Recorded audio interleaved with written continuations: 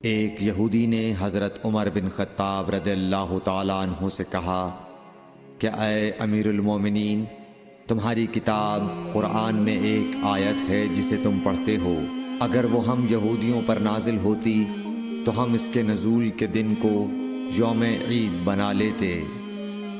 آپ نے پوچھا وہ کون سی آیت ہے؟ اس نے جواب دیا سورہ مائدہ کی یہ آیت کہ آج میں نے تمہارے دین کو مکمل کر دیا اور اپنی نعمت تم پر تمام کر دی اور تمہارے لیے دین اسلام پسند کیا۔ حضرت عمر رضی اللہ تعالی عنہ نے فرمایا کہ ہم اس دن اور اس مقام کو خوب جانتے ہیں۔ جب یہ آیت رسول اللہ صلی اللہ علیہ وسلم پر نازل ہوئی، اس وقت آپ صلی اللہ علیہ وسلم عرفات میں جمعے کے دن کھڑے ہوئے تھے۔ صحیح بخاری حدیث نمبر 45۔